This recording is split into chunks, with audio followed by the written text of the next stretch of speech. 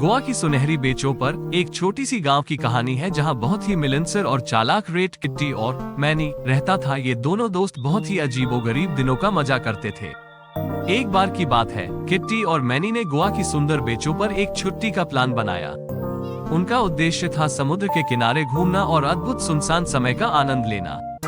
Kitty और many ने सुबह के समय अपनी यात्रा की शुरुआत की और गोवा की खूबसूरत बेचों की ओर बड़े रेतीले किनारों पर चलते चलते किट्टी ने मैनी से कहा, हे मैनी, हमें एक गहरे समुद्र में चलना चाहिए, वहाँ तो सुनसानी और चैन पनपा होगा। मैनी ने मुस्कुराते हुए कहा, बिल्कुल किट्टी, हम वहाँ बहुत मजा करेंगे। और फिर वे दोनों एक गहरे समुद्र की ओर बढ़ने लगे। समुद्र के किनारे पर पहुंचकर किट्टी और मैनी ने एक बड़ी सी ऊंची चट्टान पर बैठकर वीजा देखी।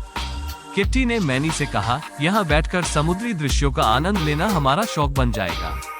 मैनी ने इस सुझाव को ठीक माना और वे दोनों वहीं बैठकर आसमान की ओर देखने लगे। समुद्र की लहरों की मधुर आवाज, समुद्री पक्षियों की चीरफाड़ चहकने की आवाज और सूर्यास्त के समय का रंगीन दृश्य, सब कुछ उन्हें बहुत भाए।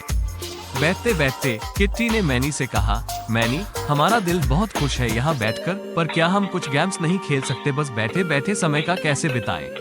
मैनी ने मुस्कुराते हुए कहा, बिल्कुल किट्टी, एक गेम खेलते हैं। तुम्हें कौन सा गेम पसंद है? किट्टी ने सोचा और फिर बोला, चलो हम चिता और चूहा खेलते हैं। मैं चिता बनता हूँ और तुम चूहा। मैनी ने हंसते हुए कहा, ठीक है किट्टी, लेकिन मुझे आपको पकड़ने में मजा आएगा।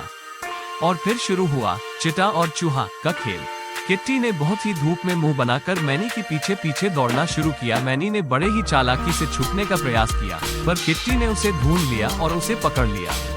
मैनी हंसते हुए बोला, अब मेरी बारी है तुम्हें पकड़ने की किट्टी। और फिर शुरू हुआ एक और राउंड, जिसमें मैनी ने किट्टी को बड़े ही चालाकी से पकड़ा।